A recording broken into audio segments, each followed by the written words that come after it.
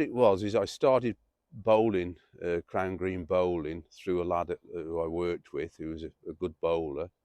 And at the time I joined 3 clubs, and as a background as a greenkeeper, I got to the stage where I'd sort of 47 years on, I'd worked on a golf course, and I just felt like it was time to sort of retire and wind down. And I was asked to take on the green at Edgemond, which I did.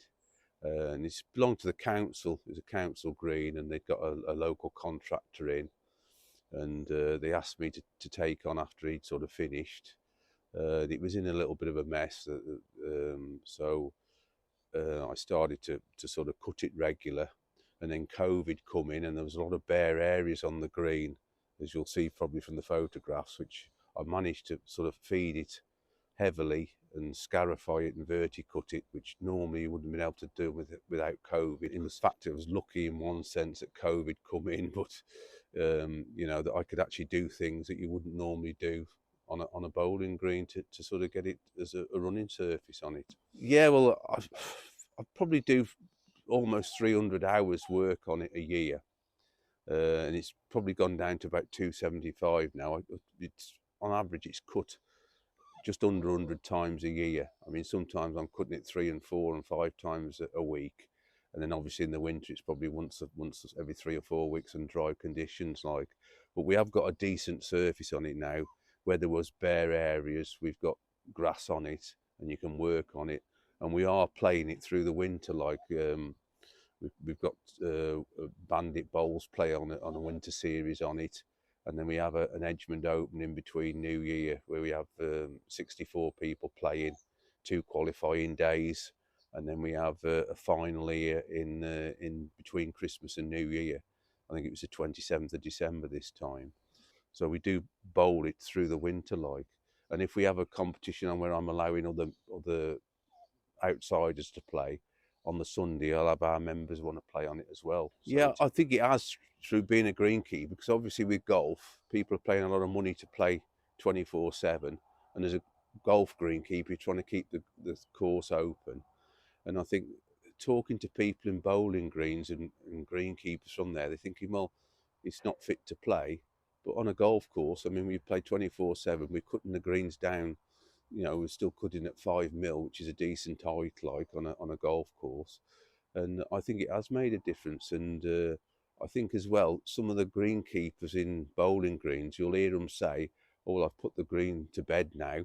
You know, they've done your verticutting and your scarifying and top dressing. Well, and I've worked on 1 or 2 locally that they've not touched them for 3 months, and then they've come March, all of a sudden, oh, we're going to start playing, and they haven't been near the bloody green. It's, you know, it's got a lot of fusarium, a lot of disease. There's been pests have been scratching at it and that, and they haven't maintained it. You know, they haven't just kept an eye on it. So, and I think you need to be on your green or thereabouts once or twice a week, just to keep an eye on what's going on. Or definitely, because you know you've got matches there, and I want to have that green there as a decent playing surface, and you know, and obviously you've got matches coming up, so you're doing maintenance that you probably, if they wasn't there, you'd, instead of cutting it once every couple of weeks, you might say, well, I'll do it just once a month and cut it at an higher height.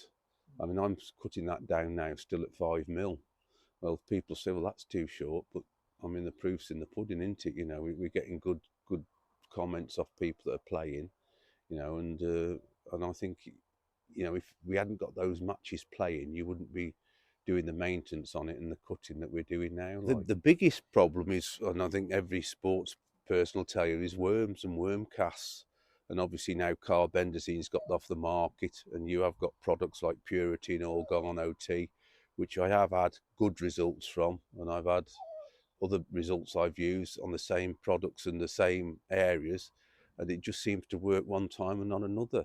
And I've noticed that more on golf tees, but when I come here, there was a problem with disease and worms, and with the Purity and the Organ OT, we have got it under control now. And also on it, you can see now with frost just gone, we've got areas on the green which are shadowed by the clubhouse and some of the trees. And it's the same with golf, and you can tell throughout the season that you've got the weaker species of grass there, like until you've sort of got into May sort of thing and things are kicked off. And I think that's more evident because we are playing it through the year, whereas normally you wouldn't bother with that. You'd be cutting it probably 8 or 9 mil, 10 mil, and protecting the grass a bit. But so that is a bit of a challenge. Like basically, I went to Shifnal Secondary Modern School, which has got a small course which I helped looked after as a pupil. And I started to play golf, and a local golf course to me, Lillish, I was a member there. And then I went into greenkeeping at Shifnal Golf Club and was there 47 years. And then I got to sort of 63 and I thought it's time to, things had moved on a bit and I thought it was time for a bit of a rest. And I sort of joined the bowling club as a bowler and then was asked to take over it as a greenkeeper. And then through that, I've looked after 4 or 5, helped in the area of local bowling clubs. A lot of the problems I think with bowling clubs is finance and money. And I think you need to, here at Edgeman, we've got some good girls who get in the kitchen, and when we've got opens on, and I say we have competitions throughout the winter, that they'll get the frying pan on and do the sandwiches and that, and we make the money on the food to keep the club going. And I think a lot of bowling clubs are struggling with people trying to get them motivated to actually do something. And from a golf course, you've got like full membership, paying a lot of money. And I wouldn't say money's not a problem, but they've got a more insight of putting money into equipment and maintaining it, and obviously pre-COVID prices have gone up rapidly, and your top dressings and your fertilizers.